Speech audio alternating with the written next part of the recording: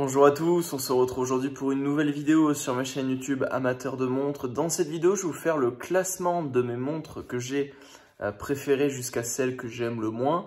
Et puis, je vais vous tenir un petit peu informé aussi de la suite que je compte amener à ma collection. S'il y a des montres que je souhaite vendre et celles que je souhaite garder. Donc c'est parti, on va se retrouver donc avec mes montres à la caméra et puis on va les classer de celles que j'aime le plus à celles, de celles que j'aime le moins à celles que j'aime le plus. C'est parti. Allez, donc on a toutes mes montres dans leur boîte sous les yeux. Donc là, je vais vous faire le classement des montres que je préfère et des montres jusqu'à celles que j'aime le moins. Alors on va commencer par celles que j'aime le moins et puis on va remonter jusqu'à celles que j'aime le plus. Alors ça n'a pas été un classement facile à faire parce que déterminer celles que j'aime le moins entre celles que j'aime le moins et déterminer vraiment celles que j'aime le plus parmi celles au pluriel que j'aime le plus, c'est compliqué. Donc là ce qu'on va faire, c'est que je vais les sortir de leur boîte et puis je vais tout simplement re-remplir la boîte de celles que j'aime le plus, de celles que j'aime le moins à celles que j'aime le plus. Alors la montre que j'aime le moins, j'y réfléchis. C'est une montre qui m'a fait passer un petit peu par tous les stades. Elle m'a d'abord rendu assez content quand je l'ai reçue, puis elle m'a fait défaut au niveau de sa précision. Elle a fait plusieurs fois du SAV. C'est une montre ensuite qui m'a beaucoup plu quand elle fonctionnait bien, mais là ça y est, elle recommence à être relativement imprécise. Donc c'est ma Seiko Alpinist. J'ai décidé que ce serait elle, la montre que j'apprécie le moins finalement dans ma collection. Alors c'est l'édition limitée Mountain Glacier, mais malgré tout, c'est celle que j'apprécie le moins. La deuxième montre que j'apprécie le moins dans ma collection, malheureusement c'est encore une Seiko, c'est ma Seiko King Turtle Save the Ocean, édition spéciale, voilà, Save the Ocean avec les Raymanta dans le cadran. Donc moi j'avais à l'époque flashé sur le cadran, que je trouve toujours d'ailleurs très très beau. Après voilà, c'est une montre qui me déçoit notamment sur les finitions, notamment voilà, sur les finitions. Allez voir mes vidéos pour plus de détails. Le bracelet, elle est un peu grosse, après c'est pas vraiment un souci, mais c'est surtout aussi que c'est une montre assez imprécise, même si elle, contrairement à la Alpinist, elle est dans les tolérances annoncées par le constructeur. Donc c'est vraiment une montre qui a un très beau cadran, combo cadran lunettes. Mais c'est pas vraiment pour sa beauté que je l'aime pas, sinon je l'aurais pas acheté. C'est vraiment pour la précision et finalement la qualité de finition que j'ai un petit peu du mal. Donc là c'est vraiment les deux que j'aime le moins, dans l'ordre bien sûr, mais assez nettement par rapport aux autres. Ensuite ça a été plus compliqué. La troisième montre que j'aime le moins, je pense que c'est ma Yema Superman.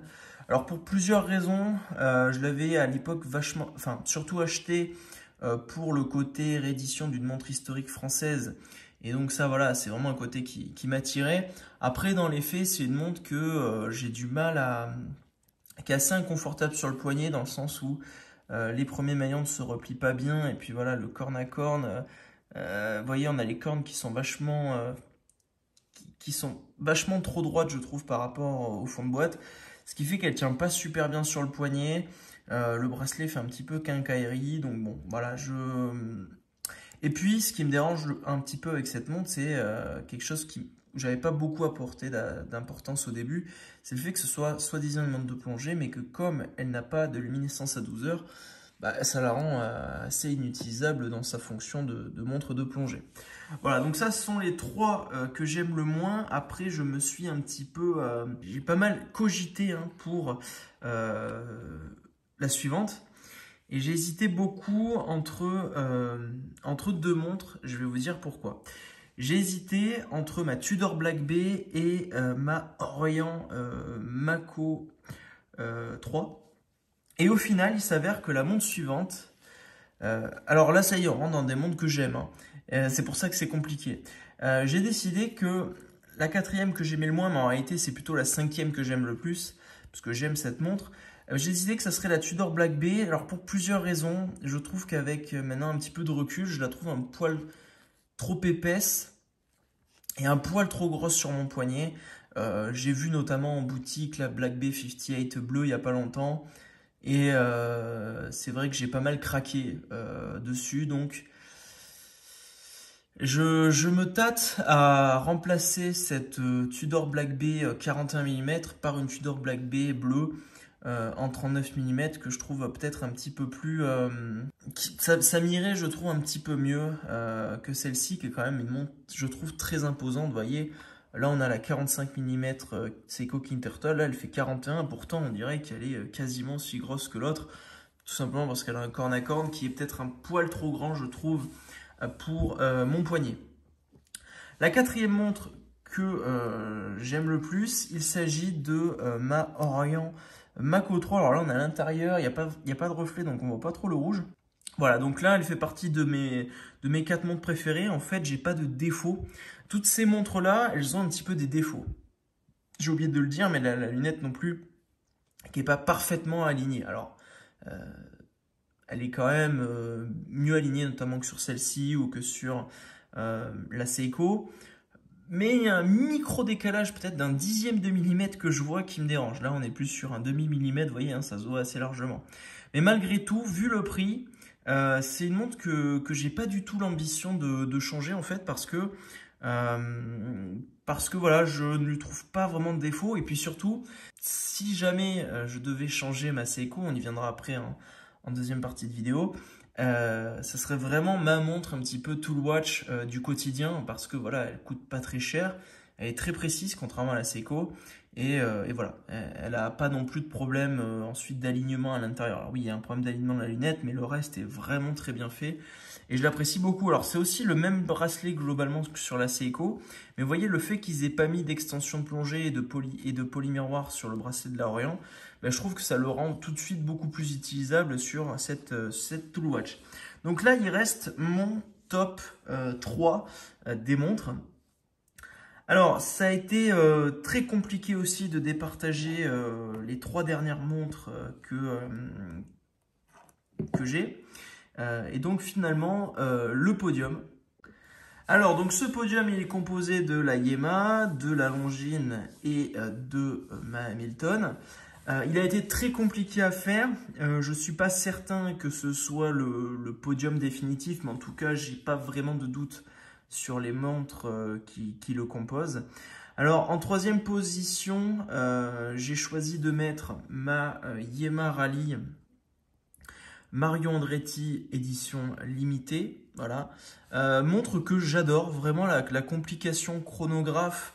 J'apprécie énormément, mais vous voyez cette montre, là elle est troisième, mais en fait j'aurais pu la mettre première ou deuxième, ça dépend vraiment des jours, enfin je veux dire les 3 que je préfère sont vraiment mes 3 préférés, elles n'ont pas de défaut et je les apprécie énormément, que ce soit pour leur précision et leur qualité de fabrication que je trouve vraiment très bonne. Voilà. Ensuite, la deuxième de stop, c'est ma Longines Spirit Bleu, vraiment montre que j'adore, que je trouve extrêmement élégante, qui a un peu un certain héritage de Longines, hein, qui transporte un certain héritage de la marque Longines. Et puis, donc, vous l'avez compris, la première, et c'est ça qui m'a un peu surpris quand j'ai réfléchi à ce classement, c'est ma Hamilton Kaki Aviation Pilote Day-Date Auto. Alors, certains pourraient se dire, ouais, mais finalement, c'est parce que c'est ta première montre. Alors, ça pourrait... mais tout simplement parce que j'ai l'impression de ne pas avoir fait de meilleur achat en fait depuis ma première montre. Honnêtement, c'est celle qui, je pense, m'a apporté le plus d'émotion, cette première montre automatique, c'est-à-dire franchir le pas de la montre que je portais à l'époque, c'est-à-dire une Apple Watch, à la montre automatique. Je trouve que il y avait un petit peu d'inquiétude et puis finalement j'ai été très rassuré, que ce soit par la taille qui m'allait parfaitement, le confort du bracelet, tout ça. J'ai eu une excellente expérience quand j'ai reçu cette montre qui était donc ma première montre automatique. Et puis voilà, calibre très performant, que ce soit sur la réserve de marche, la précision, et puis qualité de fabrication extraordinaire chez Hamilton. Je pense que dans le groupe Swatch, il y a un standard au niveau de la qualité de fabrication qui est assez fou en fait. C'est-à-dire qu'il n'y a aucun défaut d'alignement, etc. Elle est vraiment parfaite. Le travail sur le métal est très réussi, hein, que ce soit donc sur le flanc, sur les chanfreins, etc. Et puis le bracelet, il est de bonne qualité. Alors il n'est pas de la qualité de celui du Tudor, clairement. Mais il est clairement bien meilleur que celui qu'on a chez Seiko, notamment, ou chez Orient. Et voilà, il est très qualitatif et puis il est très confortable aussi. Voilà, c'est une montre vraiment, cette Hamilton, que j'aime énormément. Alors c'est vrai que j'aime énormément les montres d'aviateurs parce que moi je suis assez passionné d'aviation. Et donc voilà pourquoi ce classement est ainsi avec la Hamilton première, la Longines deuxième, la Yema troisième, même si finalement l'hésitation est effectivement entre ces trois, mais entre ces deux on peut clairement les intervertir. La Orient quatrième, la Tudor Black Bay 5e. Voilà, toutes celles d'en haut, en gros, elles ont un petit défaut qui me dérange. Voilà.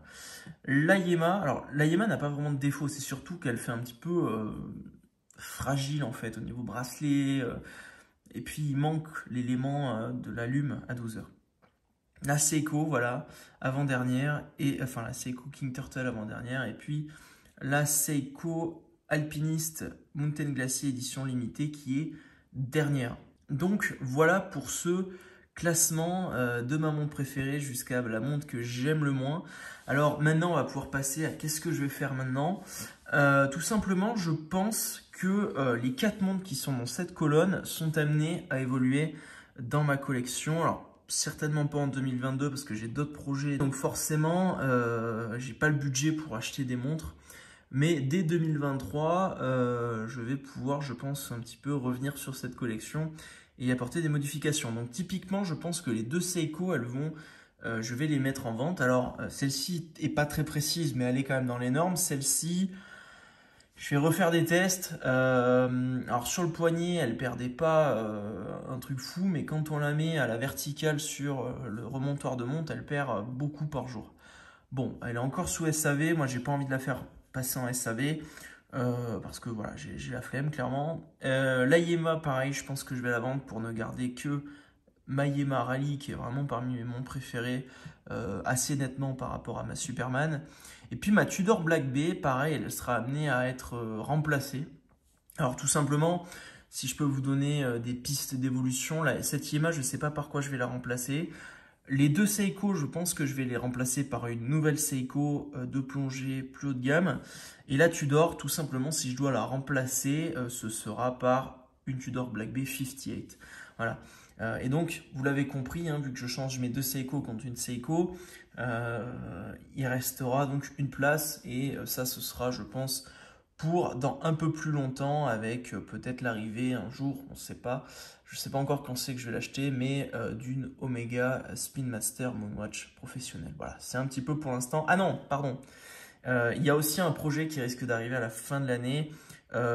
C'est la Tissot PRX. Voilà, bleu, cadran bleu, gaufré, automatique. Voilà un petit peu pour l'avenir de ma collection. J'espère que cette vidéo un petit peu informative et puis pour vous faire un petit classement de mes montres vous aura plu. Ça me permet aussi d'échanger avec vous sur ma collection, hein, puisque c'est grâce à elle que j'ai commencé ma chaîne YouTube. Et donc j'espère que ça vous aura plu. Dites-moi ce que vous pensez de ma collection, parlez-moi de vos collections.